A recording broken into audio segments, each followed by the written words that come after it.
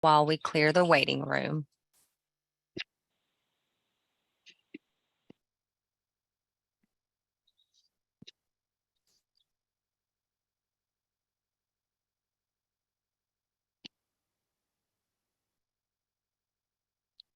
Dr. Bobrowski, the waiting room is cleared if you'd like to begin. All right. I want to thank everyone for sharing your Friday afternoon with us. We'll get our meeting started, and we'll just run through our list. I think I'd sent out the agenda. Of course, it inevitably happens that we may have one or two items to add to our list here under the other of old business or the other of new business. Some of these things just happened the night before or the morning before. And some of these things I just hate to wait another 3 or 4 months to address. But would you like to do a roll call? I think I saw plenty of names on there that were here for a quorum.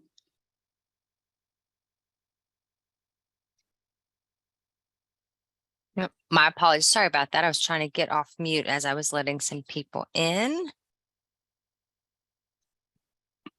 I've got Dr. Bobrowski. Here. Dr. Schuler. I see him. He's still on mute. Dr. Braun. Sorry, I'm trying to go back and forth between checking you guys in and Dr. Petrie is here. So I saw 4. Am I missing one more?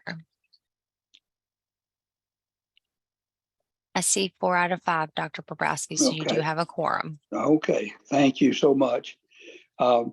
Just need to take a vote then to approve the minutes and the recording from the last meeting. Somebody will make that motion.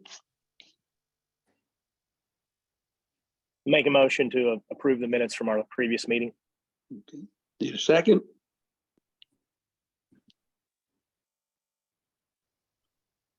I'll second it. Thank you. All in favor, say aye. Aye. Aye. Aye. Right. Gonna go to our old business. Just wanted to check on the status of the Anthem and Danaquist passport. If anyone from Medicaid can tell anything on us there?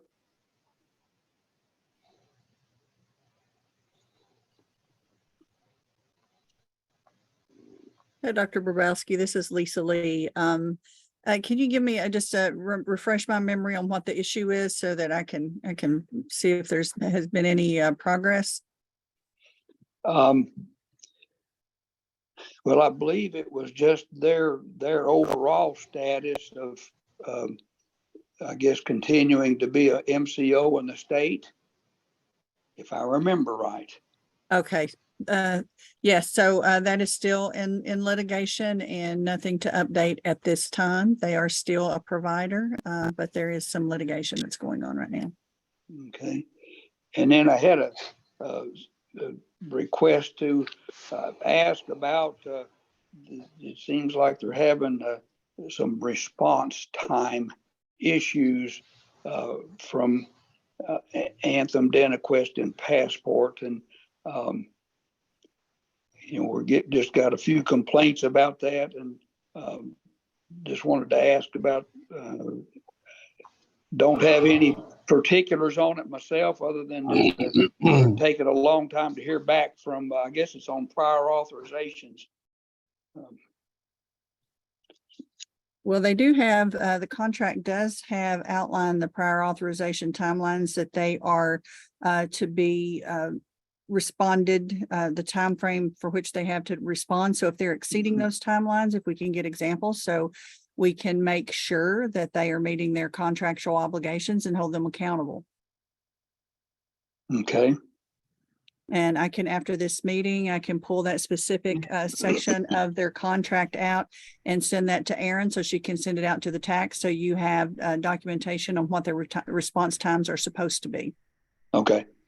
All Yeah, right, thank you. and Dr. Bobrowski, I believe that this was a complaint the last time, Lisa, I'm not sure if you were on the last time we had the TAC, but this was a complaint that I think came from Dr. Petrie that was not getting a response on an issue that he had. And I do believe that that has been resolved. Okay. I can't really talk about Passport, of course, but from the Anthem Medicaid part of it, that is what was coming up at the last meeting. And Dr. Petrie, I know that you're on, and I believe that your concern has been resolved. Am I correct on that? Yes, we did have a meeting with your staff that was helpful. We do still have some issues, not the least of which are patients that are caught in limbo with in the way orthodontics pays out. There's a 6-month payment after a time period. Patients that have whose insurance has switched from one of the other MCOs. Yeah. We've had difficulty in getting payment at the 6 months, simply because they what is being shown on your all's end is that they were approved for the initial. If a patient is approved for the initial, then care continues. They are in essence approved or should be paid out, but the new. That's correct. Yeah. So we just have a couple hiccups on getting that. And I'm not sure. I just texted my my billing folks, but there is also still an issue with a lack of response on from one individual. But maybe you and I need to have a conversation and figure out who we need to be contacting through to get a response on some of these things. I think it's just a lost in the weeds type of a situation. Okay, yeah, I'd be glad to do that. Dr. Petrie, I'll reach out. I'll get your phone number and reach out to you directly, and that way we can take care of these few things. I know there's always a little bit when they switch that 6 months and there's a switch over from MCOs and things like that. Sometimes that can be a hiccup with that. But I think your original one we had taken care of, but I will definitely reach out to you myself. Thank you very much. You're welcome. Thank you, Dr. Petrie. Thank you, Ms. Jean, for helping us there on that. And now the next item under old business was we've talked about codes and things at various meetings, and that's why I put this under old business. But why is the state change was made from moving filling repairs from 6 months out to 12 months? The KAR says nothing about these types of limitations. And in my agenda there, I've also put down, well, if Medicaid does not pay for a filling repair or breaking the same tooth again within 12 months, does that become a non-covered service that the patient is financially responsible for? Y'all got to realize that a lot of these folks have got fill-ins on top of fill-ins, and we're doing the best we can to not have to pull a front tooth or something like that. And we repair them, and some of our folks, many of them are bruxers and grinders, and up until this year, they did not, on adults, did not cover bite guards. But I was just wondering why the change was made from 6 months out to 12 months. If somebody from DMS can help us on that.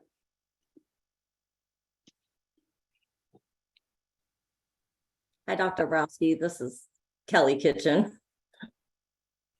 Is there by chance that you can give me a code, please, that would identify the specific? Well, it's probably any of the filling codes. for example, let's see, a D2331 or a D332 or D2335. To Dr. Bobrowski, this is Lisa too.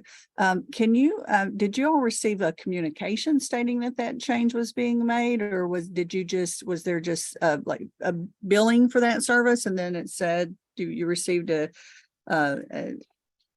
statement or an EOB saying that it wasn't covered or something?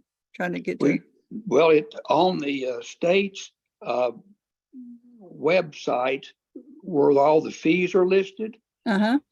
That's where we noticed the change. It was 6 months and now it's 12 months. So we extended from 6 to 12 months. Yes, yeah. And I've had several people ask about it, and even in my office, we see a lot of the traumatic brain injury patients from 2 different organizations, and bless their hearts, they either have no teeth or they've got fillings on top of fillings by the time I get to even see them. They just break teeth. I'm sorry. But then, some of them could maybe, pay for a filling, but some can't. So do I just smooth it off and tell them to come back in a year? That's what other dentists are asking as well. Do we just smooth it? Or the other situation is they say, well, you can go down the road to the other Medicaid dentist and they can fix it and it won't cost you anything. Well, that's definitely an issue that we need to look into. I know federal requirements do not allow Medicaid providers to bill Medicaid patients for services. So let us look into this particular issue.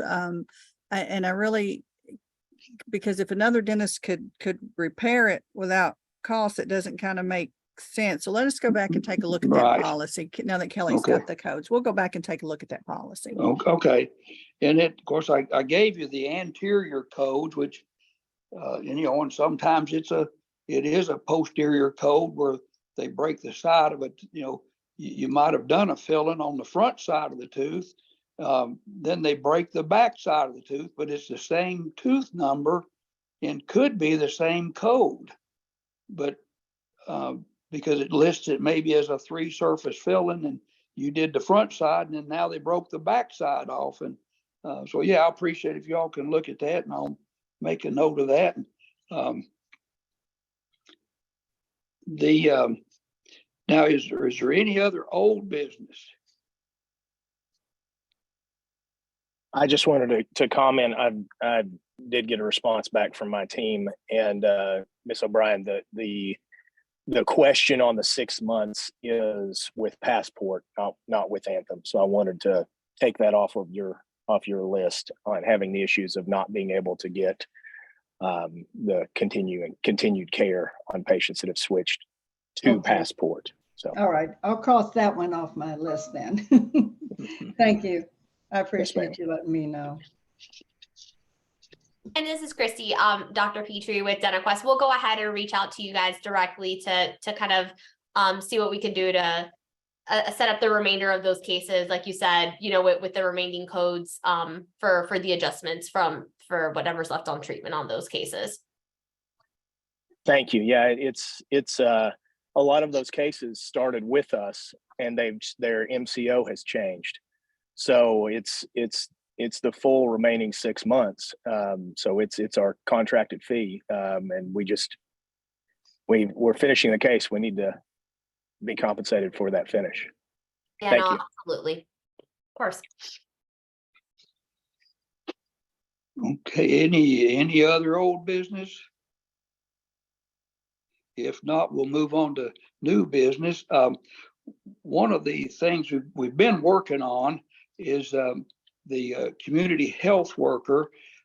And I know many offices have been contacted. I know in my office, we can't use the CPT codes, and we've been over probably 100 and some offices have been contacted, and they cannot, due to their software, cannot use the CPD codes. Just they can use CDT codes for billing for the community health workers. But in a nice conversation there we had with Commissioner Lee this morning, we've got some ideas on working on that, and one of the ideas was to either contact the ADA, to look for that coding type answer. The only problem is that sometimes to change a code, it may take a year or two to get that all the way through the process. But we're looking at that. But I just wanted to bring it out before the TAC that we've been working on that. And that's all we found out, that most dental software won't handle CPT codes.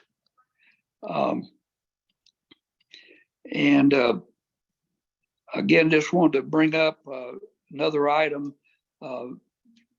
Now, I guess since I'll adjust this, what I had written down, because like I said, I may have this written out in 1 or 2 weeks ahead of time, and I've got new information. So a lot of the oral surgeons and even some pediatric offices are very limited in large parts of the state. I know even some of the pediatric offices are going to 18 and under, or some are even going to only seeing patients 14 and under. Several of the oral surgeons' offices are, either 21 and under or 25 and under. But I did hear a good report that I think there's have been some new oral surgeons added to the list of seeing patients in the state. So we've still got an access to care situation that we've got to all work on. And the next item under new business is a fee disparity. The bring up a few topics under that title. Basically, there's been no fee increases for the general practitioners except for some of the oral surgery codes. Got a slight bump in the prophy fees for the adults, but still it's still all under what it actually costs you to provide that service.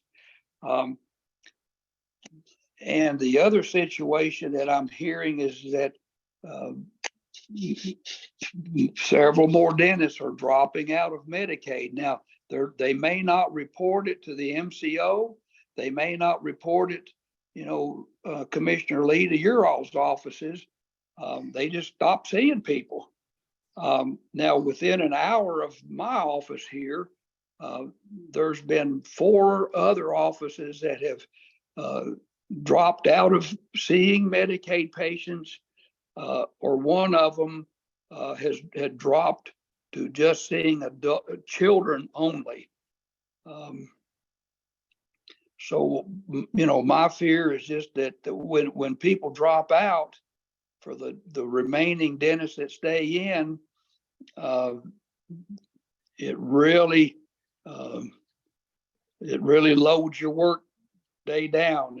And had a dentist a little while ago call and talk to me. He said, yeah, he used the good French word of ASS, and yeah, you got to work it off. I said, well, mine could use a little working off, but let me see, what else did I have under there?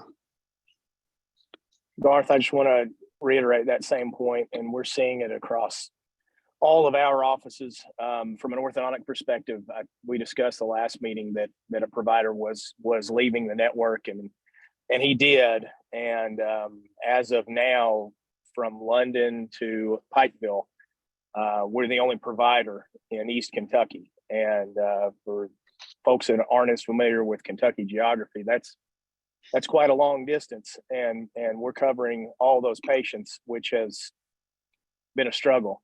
But beyond our perspective, the point you make about dentists not coming off of the rolls but not accepting new patients is becoming extraordinarily challenging. Even the pediatric dentists are not accepting new patients. They are still treating the population. They're still on the rolls for each of the MCOs, which makes it seem as though we have a viable system. But when I have a patient that has active decay, that we are trying to get something resolved, and I cannot get them a dentist outside of heading to Lexington to the UK clinic, and even the UK clinic is a time to get into, it's a problem. And it's more of an issue now for us, not having enough providers, but also the providers that we have not currently taking new patients. That gets exacerbated when these practices stop accepting just as we have with the change. And I don't mean to pick on any MCO, but just facts are facts. The number of providers that have stopped taking patients because their MCO has switched to Passport or switched to being run by DentaQuest, and for whatever reason, which we've discussed before, they no longer want to be a provider for that MCO. Those patients then are lost in limbo. The issue then becomes they're coming to us as orthodontic patients and saying, I no longer have a general dentist, and we don't have anybody taking on those patients. So it's not just that they're not taking new patients, but as 1, 2, 3, 4 drop off in taking these patients, it increases the number of need, but we have a lessened number of providers. It only exacerbates the problem. Well, and I just, and that's what's happening. Dr. Petrie's office is about approximately hour and a half east of me. And I just told you within an hour of around me, kind of south and west of us, we got about 4 more offices, and one of them's a bigger city, the other ones are smaller towns. And you lose your one and maybe your only provider for that county. Where do all these people go? And I just got a notice earlier this morning that the Ohio, I guess it was from their legislature, passed a fee increase of 93% to their Medicaid providers. I just got another report from even South Dakota and Missouri, even comparing it to the Kentucky Medicaid kids, which is, they pay, the kids' fees are sometimes considerably higher than the adult fees. Just for example, here's a D2331, which is a front filling to surface. Missouri's paying $189.60. Kentucky pays $71.50. And then you just go down the whole list, and sometimes it's over twice what the general dentists are getting paid in Kentucky. But let's see. Commissioner Lee, a few meetings ago, there was a presentation that we had asked for a fee increase, and the response to that was based on a study, for lack of better terms, but a study comparing Kentucky dental fees to other regions, and stating that we had one of the higher reimbursements. Now, anything that we have done as a TAC and as individuals looking at that, comparing it to local states, from Ohio pre-fee increase to Indiana to West Virginia, shows us across the board below that. I'm wondering if you're familiar with what that study was, and if we can get access to that so we can have real look at real data to understand what these decisions are being based on, because it's being used to say that we have a viable economic situation, and yet everything that we look at does not say that. And so I'd like to understand where those numbers are coming from. Yes, thank you, Dr. Petrie. Yes, I can get that study and send it out again. I can send it to Aaron and it will show the methodology behind that study. And, since we have decided to enhance our adult dental benefits, we have been, of course, talking to the provider community, talking to the dental TAC, and looking at states and comparing ourselves with surrounding states and doing a few things. And one thing that we did notice when we looked at our rates compared to other rates, for example, other states, we noticed that it's very different when you look at what we cover and what other states cover. And I can send some of that information out to you. But I think, again, this is a good conversation when we start talking about rates, about looking at, and when we think about reimbursement and increasing reimbursement, sometimes when we look across the board and just look at the entire array of services, I think if we could pick and choose, if we could be very strategic in what we're seeing that needs to be done and focus on prevention first and look at the preventive codes and where are we going to get the biggest bang for our buck that's going to offset costs in the future, and is that the dental cleanings. I know, for example, Virginia enhanced all of their adult dental, and they're covering 3 cleanings for adults per year, where we do the 2. I know 2 is pretty much standard, but given that our population is a little bit more challenging with their medical needs because they do live at or below the poverty level, I think that's something that we can do. But I will definitely, long answer, but yes, I will get that report to you. And I think that keeping these conversations going and definitely focusing on prevention, because it seems like, in the past, we just pulled teeth, which just made everything worse. So what can we do to focus on prevention and allow individuals to keep their teeth, and which codes would allow us to do that? I think is what we need to look at. I agree. Thank you. The public health practitioner in me is pining for preventative care and seeing an increase in that. But if we lose the providers, it doesn't matter what we provide. So that's going to be critical. This is Dr. Bobrowski. Just an update on the fee schedule that was reported out of the ADA back, I guess it's maybe 2 years ago or something.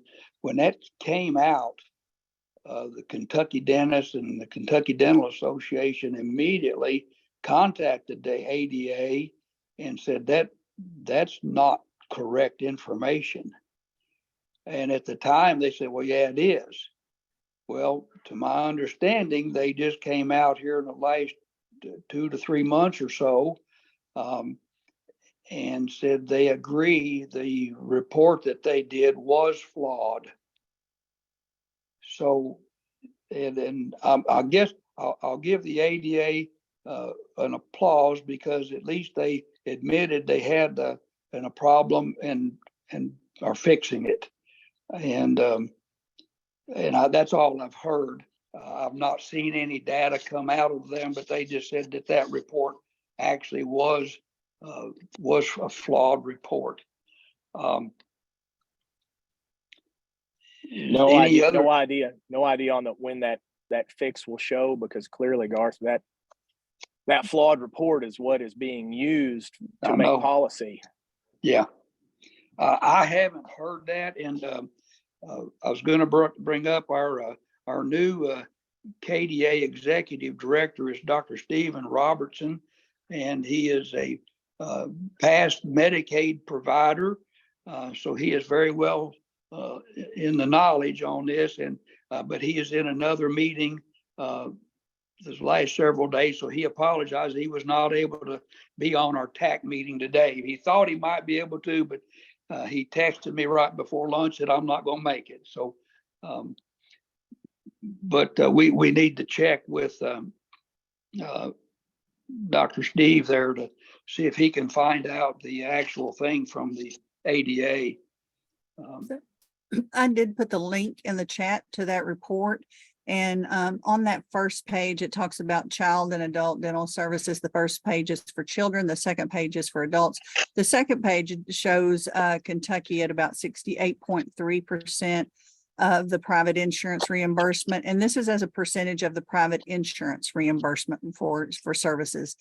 It's not really comparing, I don't think Medicaid by Medicaid, but comparing it to private insurance reimbursement. And on that very first page, if you click the data table, it will tell you where that information came from. And there is also a data sources and methods. So that has all of the information in that document. So I did put that in the chat. Yeah, I see it. Thank you, Commissioner Lee. I think that's the report that they had out previously, 2020. And that's what they were talking about was the Kentucky almost led the nation, I believe, in reimbursement at 104.8% of the comparing Medicaid to insurance. And I think that's the report we're talking about was a flawed report, because that's the 2020 report. So we've got to find out what the new data and statistics are from the ADA, and unless you're able to get that. Now, I'll continue to look. I don't know that they've updated that report. That's the latest one that I can find, but we can definitely keep looking. And again, that's compared to the average commercial rate. So again, it would, if it's flawed, it's flawed. Let's look for the new one. But I think focusing on what we need to do here in Kentucky as far as prevention and shoring up our dental workforce. What can we do not only to keep the providers we have right now, to entice new providers into the program? I know the reason that our children's fee schedule is different from our adult fee schedule is we did this in the past. We increased all of our fees for children, thinking we would get a surge of dentists to come into the program. And that did not happen when we increased those rates for the child population. When we did notice an increase in dentists coming into the Medicaid program was when we expanded Medicaid. And I had a couple of dentists tell me that they joined the Medicaid program at that time back in 2014 because they had been seeing individuals and they just didn't have a payer source. So when we expanded to that adult population, we saw a little bit of an increase in our dental population. So again, hopefully, we have a workforce study, a workforce report that's going under final reviews and will be out shortly. And there is a section on dental providers in that report. So hopefully it'll be useful to this technical advisory committee to look at that report and see, identify issues, make recommendations based on how we can increase not only the dental workforce for our Medicaid population, but across the state, because we know that as Medicaid dental providers, you don't only see Medicaid patients, you see the entire population. So shoring up the Medicaid dental workforce is going to help the entire state. So again, just noticing that, these conversations are conversations that we haven't had in the past, and very excited about some of the opportunities that we're going to be able to look at as we start getting more information. And I know, for example, the dental TAC has requested reports. I think those are ready to distribute if they haven't been distributed also or already, which will give you more information on where we might want to look at where some actual policy levers can be pulled to help improve the dental services provided to Medicaid members. Okay, thank you.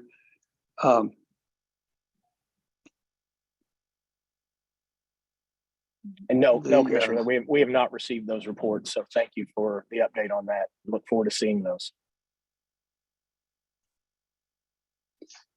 And I stand corrected on because I thought in the past that if a patient broke something and that they it fell in that time period, they cannot go to another dentist. It is a per member, not per member per provider. So they can't go to another dentist and get that same procedure done. But it's kind of like, I wonder how, will the dentist may not know that it had been fixed within the 6 or 12-month time period if the patient didn't tell them that. So the dentist may fix it, expecting to get paid and not knowing that it had been done. So that's one of those issues. But I'm going to move on. Want to invite folks to there is going to be at the Kentucky Dental Association annual meeting.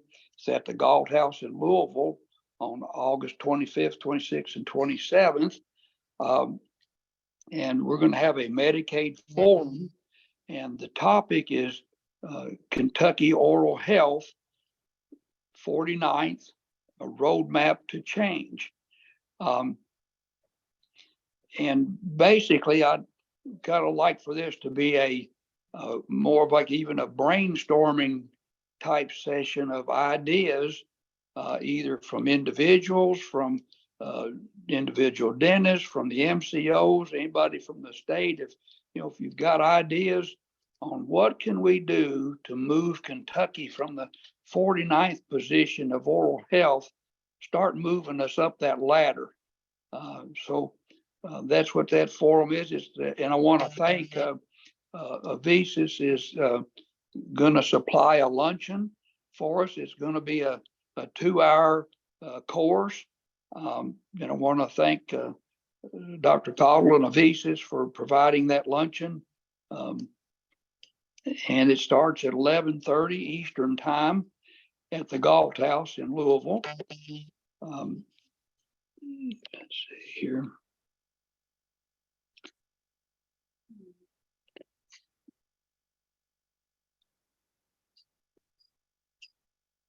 Now, I just wanted to report also from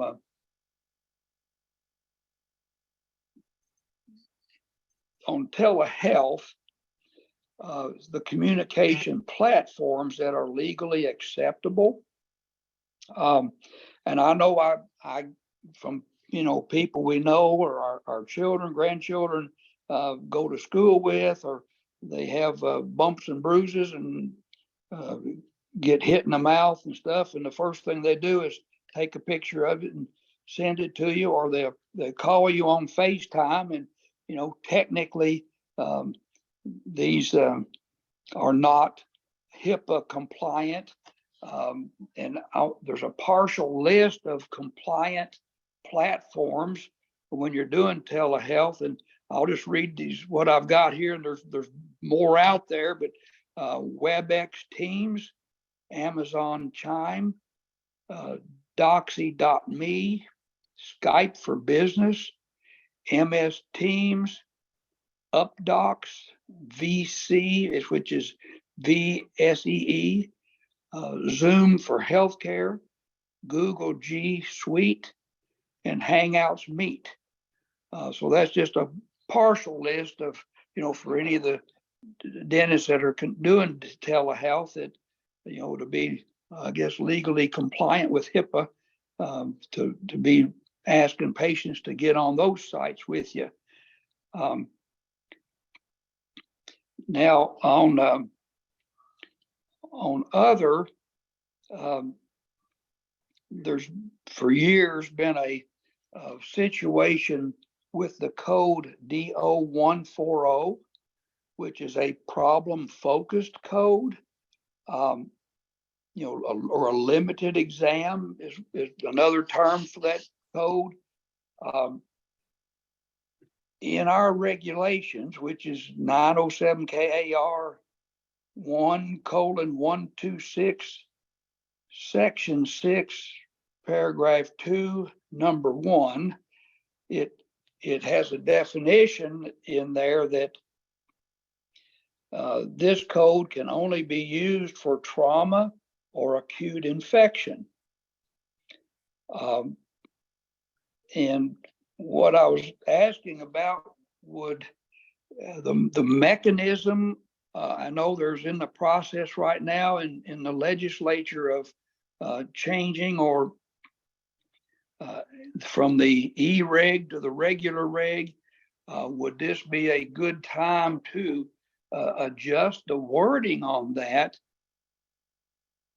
You know, because at the time that's a very limited code, and that may have been the intent, but so many times we don't know what a patient has or what the problem truly is until we get them in the office and look at it. And many times it comes up that you know, their problem that we have to check on has no code to fit the visit. So I'm just asking about a revision to that regulation.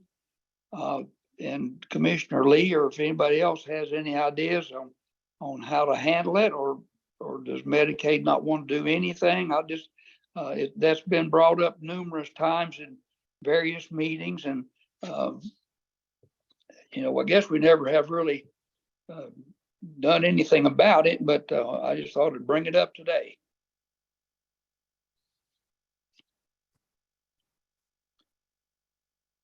I'm sorry, Dr. Bobrowski, I missed some of that conversation. Is this the issue where, are you specifically talking about children, or are you talking about other procedures that don't have codes? This was that D0140 code. It's a problem-focused exam code, but when you read into the background for the code, it can only be used for a trauma or an acute infection. Sometimes there's a difference between the 911 code, which is basically for pain, and the D0140 code is used for trauma or an acute infection. But there's several times that this D0140 code is the only method that these are Medicaid patients have a chance of getting the visit covered.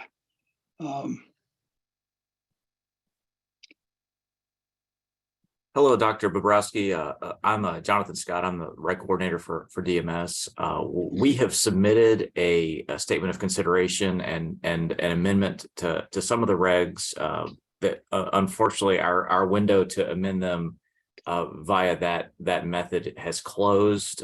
We had to send all that in earlier this month. So we would be looking at an agency amendment or an amendment at the committee meeting at this point. So, you know, it's technically possible at this point. You know, we still don't know kind of what will happen with those regs next month anyway. So, you know, if they find everything deficient again, since it's the OREGs, we really, you know, we could try to amend them, but you know, we still really don't know what's going to happen. Yeah. At this point, you know, I just did want to emphasize that those regs are still very much up in the air. Could you tell me if you know if any other states are using, you know, have a broader interpretation of that code? You know, is this a very limited? Is this a Kentucky specific limitation that we're using here, or is this kind of a well, I know a lot of just insurance companies don't have that limitation. You know, if you know, the patient calls and say, "Well, I bumped this tooth, or you know, or I bit into something, and you know, it hurt for a couple of days, but it took it a week to get even better. It's starting to feel better by the time they get in, but they just want it checked." So, you know, they're not in pain. So I can't use the 911 code. Then you x-ray it and they're not infected, nothing's broken. Sometimes they just bit on a popcorn kernel or an almond a little bit too hard or a little sideways, and it strained the tooth. But so it's not technically, they're not in pain, they're not infected. Maybe you could stretch it and say it was trauma. But then on the other hand, sometimes people that just grit their teeth or brux or clench their teeth. Yeah, I guess that could be considered a trauma. That's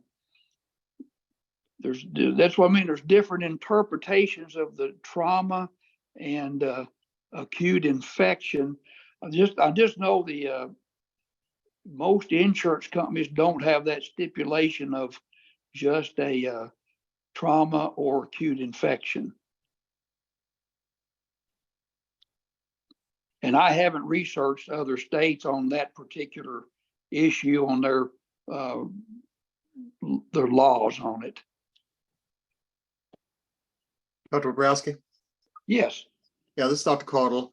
As you know, Avisa's administers plans in multiple states, and Kentucky is the only state we've ever seen that limitation. It seems to be Kentucky only.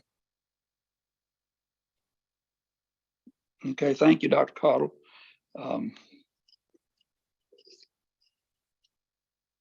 And, that could have been, an oversight when we previously did not cover, prior to January 1st of this year, when we didn't cover those enhanced dental benefits for adults. Mm-hmm. We could have had that limitation there for that reason. But now that we have those enhanced services, I think as Jonathan said, it may be too late to change that regulation now, but definitely not too late to kind of consider, if the MCOs definitely don't have to they have the flexibility to not imply that limitation, I believe. So but let us take that back and see what we can do with that particular code. Okay, thank you so much. Let me make my.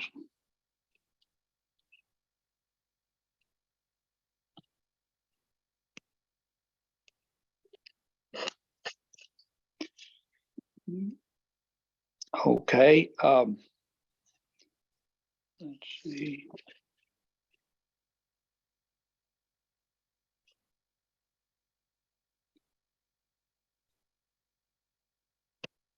Is there any other new business that a TAC member may have gotten phone calls about? Okay. Moving on, is there any other topic as a TAC that we want to bring up?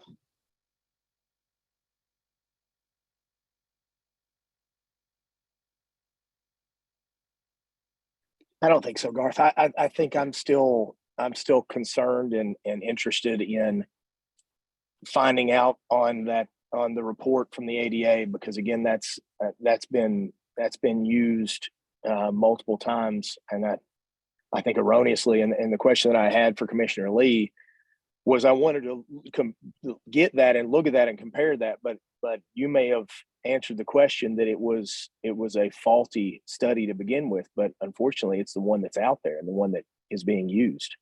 So more information on that and a resolution to correcting that is probably paramount for me. Okay. Well, and Commissioner Lee, please don't think we're trying to blame you on this or nothing, because it was a study by a reputable organization, and it was out there and free to use. So we're not. Please don't think we're harping on you about it. It was just it was a flawed report, and the Kentucky Dental Association and other dentists called the ADA about it, and they said this is not right. But anyway, at first they said yes, it was, but I think just here in the last few months, they've, I guess, kept researching it, and they found out, well, no, it wasn't right, but we're just kind of waiting to see what they say on their fix for that. Well, See- we all know if it's on the internet, it's true, right? That's all right. That's right. So, but typically we will not use, we don't use just any citations, but as you said, it was from a reputable Right. firm. It's from Yeah. ADA. So we, that's why we have been using that and looking because, but again, it shows that we're listening to our dentists and we're doing our research and we are, trying to understand everything that we can about our reimbursement methodology and what policies we can make to change this program. So we are addressing the healthcare needs of our members and taking care of our providers. I think multiples of us have heard from our representatives in including the leadership that have looked at that and said that, well, we're already doing better than everybody else, and we don't see a need to ever increase reimbursement, and that's a difficult position from our perspective and from your side to see that the leadership and policymakers are using that same information and it's dictating their opinion on what the reimbursement is and thus the system itself. Yes, thank you for that. And I think too, right before I'm going to have to hop off in a second, but I think Rachel put in the chat, the dental TAC did yesterday receive a report. And it was previously asked about billing and denials and et cetera. So that report may give you a little bit of information. I reviewed it maybe yesterday myself, and I think it was a very good report, laid out, easy to read. So once you all review that and you have any questions, please let us know. And I think it'll be something, definitely that you all can review maybe on your next dental TAC. But it has some real good information in there. And I'd like to thank Rachel for pulling that together and in that format that made it so easy to read. I know if it's easy for me to read, anybody can read it. So you all should have gotten that yesterday, probably no time to look at that before this meeting. So look for that in your inbox. And if you have questions, please reach out. Absolutely. And my comment that we haven't received, we have, to my knowledge, we've received 2 reports of the I think it was 6 that we requested. So yes, we appreciate them coming in and understand the time that it takes to get them together, and look forward to seeing the rest. So thank you for that, and thank you for the work to get them together. Well, I wanted to again, I thanked Commissioner Lee earlier today for all the things, and her staff for all the work that they do, because this is a I guess that even myself, sometimes we don't realize the work and the commitment that our folks in Frankfurt do put in to their jobs, and trying to help. And I know there's limitations, and it's just sad that the governor and the legislators are at odds, and well, who gets to do this and who gets to do that. In the long run, it just hurts our patients. So I hope they can work this out, because it puts us providers in a bind. It's like, because now come like November and December, and we're starting a denture for somebody. Well, can I get my teeth before Christmas? Well, we better get it before Christmas, because in January we don't know what's going to happen, and we really don't know what's going to happen in January once the legislators get back in session. So there could be a lull in dentures and partials and things like that, crowns, whatever, of the expanded codes, but then it may just flow right on. I'm not trying to be Mr. Negativity, but we just have to wait and see what happens. All right, any other topics? But I do want to reiterate a big thank you to Commissioner Lee and all the staff that work on the reports we ask, and even helping set up meetings, and big help. Are there any MAC recommendations that the TAC needs to send on?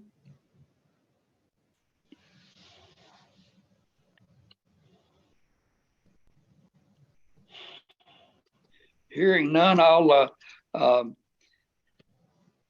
be at the next MAC meeting. We just recently had one, so I'll be at the next one. Our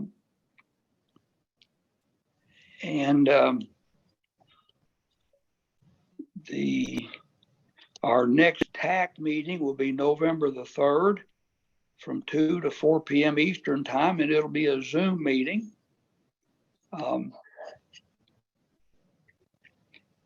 And does anybody else have anything we need to bring before the TAC?